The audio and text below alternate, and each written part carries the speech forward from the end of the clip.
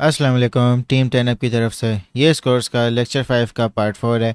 Pen paper pencil पकड़ लें ताकि आप इंपॉर्टेंट पॉइंट्स को नोट डाउन कर सकें। पैटर्न बेस्ड ट्रेडिंग को कंटिन्यू करते हुए अब हम बात करेंगे flag and pen and chart patterns पे। हम जानेंगे कि ये कैसे फॉर्म होते हैं, इनके बीच में क्या फ़र्क है और किस तरह इन पे ट्रेडिंग करनी है। तो दोस्तों, फ्लैग पैटर्न्स या पेन पैटर्न्स दो टाइप के होते हैं, बुलिश या बेरिश। तो सबसे पहले स्टार्ट करते हैं फ्लैग पैटर्न्स की और स्टार्ट करते हैं बुलिश फ्लैग से। तो दोस्तों, स्टार्ट करते हैं बुलिश फ्लैग से।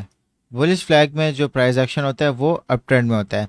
एक बहुत शार्प अप ट्रेंड होता है जिसमें कंसेक्यूटिव ग्रीन कैंडल्स बन रही होती है। तो जो आपकी ये स्ट्रेट लाइन बनती है इसको कहते हैं फ्लैग पोल। तो दोस्तों, जब ये शार्प अप ट्रेंड चल रहा होता है तो काफ़ी वॉल्यूम भी होती है। फिर उसके बाद इसको रेजिस्टेंस मिलती है जिसमें ये थोड़ी सेलिंग होती है, जिसकी वजह से एक डाउन ट्रेंड बनता है। मगर इसमें इसको कहते हैं कंसोलिडेशन फेज, क्योंकि इस डाउन ट्रेंड में ये छोटे सपोर्ट और रेजिस्टेंस दोनों बना रहा होता है। तो दो कंसेक्यूटिव सपोर्ट और रेजिस्टेंस के बाद फिर इसका ब्रेकआउट होता है। तो आप चैनल के थ्रू यूज़ करके ये इसकी लाइंस बना सकते हो। इस तरह आपका चैनल बन जाएगा। तो दोस्तों, जब इसके दो कंसेक्यूटिव सपोर्ट और रेजिस्टेंस के बाद फिर इसका ब्रेकआउट होगा और दोबारा से एक शार्प अप ट्रेंड चलेगा। अब जो आपका टारगेट होगा इसका, जो इसका नेक्स्ट शार्प अप ट्रेंड होगा वो फ्लैग पोल के बराबर होगा। तो आप एक बहुत अच्छी ट्रेड बना सकते हो। मगर आपने ट्रेडिंग इस तरह करनी है कि जब भी पूरा एक फ्लैग पैटर्न कंप्लीट हो जाए और यहाँ पे ब्रेकआउट हो जाए, तो जो फर्स्ट ब्रेकआउट कैंडल होगी वो आपकी कंफर्मेशन होगी और उसमें वॉल्यूम ज़्यादा होना चाहिए। तो उस ब्रेकआउट कैंडल पे उसका जो लोअर विक होगी वहाँ पे आप अपना स्टॉप लॉस लगाओगे और जो उसकी नेक्स्ट कैंडल होगी वहाँ से आप लॉन्ग की पोजीशन या आप स्पॉट में बाय कर सकते हो और आपका टारगेट फ्लैग पोल की लेंथ के बराबर होगा। अब बुलिश फ्लैग की तरह पेनेंट भी वैसा ही होता है। जो बुलिश पेनेंट होता है सेम उसमें फ्लैग पोल होता है, एक शार्प अप ट्रेंड होता है। मगर जिस तरह बुलिश फ्लैग में पैरेलल लाइंस थी, इसमें क्या होता है कि इसमें एक दो ट्रेंड लाइंस हैं जिसमें जो प्राइस एक्शन है वो साइडवेज मूव करता हुआ स्क्वीज हो रहा होता है।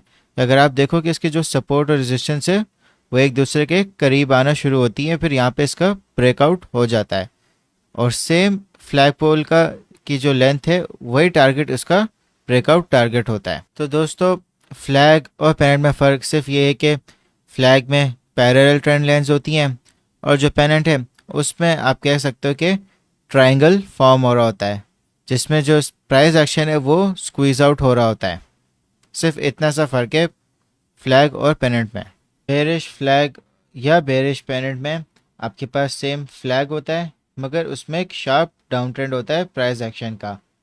उसमें कंसेक्यूटिव रेड कैंडल्स बन रही होती है। तो दोस्तों, जैसा कि आप देख सकते हो कि आपके पास बेरिश फ्लैग में पैरेलल लाइंस आ गई जहाँ पे प्राइस एक्शन ने रेजिस्टेंस सपोर्ट दो दफ़ा उसमें मूव किया, फिर यहाँ पे इसका ब्रेकआउट हो गया वापस से शार्प डाउन ट्रेंड में। और सेम इसका जो टारगेट होगा वो आपका फ्लैग पोल के हिसाब से ही होगा। और इसी तरह आपको बेरिश पेनेंट में आपको प्राइस स्क्वीज आउट होती हुई नजर आएगी, दो बार रेजिस्टेंस पे दो बार सपोर्ट पे, फिर इसका वापस से शार्प डाउन ट्रेंड हो जाएगा। दोनों बेरिश फ्लैग और बेरिश टेनेंट में आपने कंफर्मेशन का वेट करना है कि जब इसकी ब्रेकआउट होए, इसका जो फर्स्ट कैंडल होगी अगर उसमें वॉल्यूम होगा तो आप उसके नेक्स्ट कैंडल पे आप ट्रेड कर सकते हो, एक शॉर्ट पोजीशन ले सकते हो। तो दोस्तों, आपको bullish flag, bullish pennant, bearish flag और बेरिश पेनेंट दोनों समझ आ गएंगे। तो चार्ट्स पर चलते हैं और इनको आइडेंटिफाई करते हैं। तो दोस्तों, जैसा कि आप देख सकते हो कि यहाँ पे एक शार्प अप ट्रेंड बना है, तो यहाँ पे आपका फ्लैग पोल बन गया। फिर यहाँ पे इसको रेजिस्टेंस मिली और यहाँ पे इसके पैरेलल चैनल बन गए।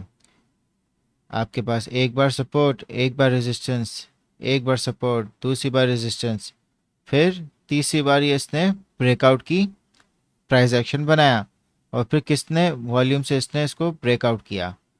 तो जो आपने ट्रेड लेनी थी वो आपने इस इस कैंडल पे लेनी थी, ये जो सेकंड ग्रीन कैंडल बनी है और इसका जो स्टॉप लॉस था वो आपकी फर्स्ट ग्रीन कैंडल का जो आपकी ब्रेकआउट कैंडल है उसकी लोअर विक या लोअर बॉडी पे होना चाहिए था, तो आपका स्टॉप लॉस यहाँ पे होता और जो फ्लैग की आपकी हाइट है वो आपका टारगेट बन जाता। दोस्तों जैसा कि आप देख सकते हो कि यहाँ पे एक बेरिश पेनेट बन रहा है। आप देख सकते हो कि यहाँ पे एक शार्प डाउन ट्रेंड चला, फिर यहाँ पे कंसोलिडेशन हुई, फिर ब्रेकआउट हो गया वापस से शार्प डाउन ट्रेंड पे, और जो फ्लैग पोल की हाइट है वो आपके ब्रेकआउट के बाद एग्जैक्टली अपने टारगेट पे लग रही है। तो दोस्तों फ्लैग या पेनेट इनको आइडेंटिफाई करना बहुत आसान होता है। तो जब भी आप इनकी फ्लैग पोल बनाओगे आप सिंपली एक लाइन बना दें प्राइस एक्शन को देखते हुए कि क्या कोई शार्प अप ट्रेंड या डाउन ट्रेंड हो रहा है।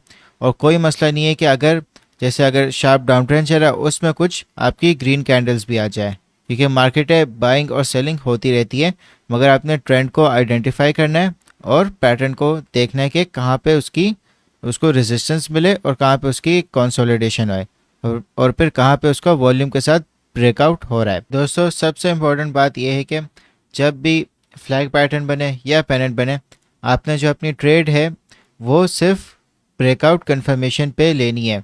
और याद रखना कि जब भी ब्रेकआउट कंफर्मेशन आपको मिले तो आप वॉल्यूम के थ्रू उसको लाजमी देखना कि अगर उस ब्रेकआउट में वॉल्यूम ज़्यादा है तो वो एक जेन्युइन ब्रेकआउट है, अगर उसमें वॉल्यूम नहीं है तो वो एक फेक ब्रेकआउट है। तो दोस्तों आप सबके लिए टास्क ये है कि आपने कोई भी दो सिंबल्स पे दो फ्लैग पैटर्न्स बनाने या पेनेट पैटर्न्स बनाने, ये आपकी मर्ज़ी है। तो आप कमेंट सेक्शन में उनको आंसर करना।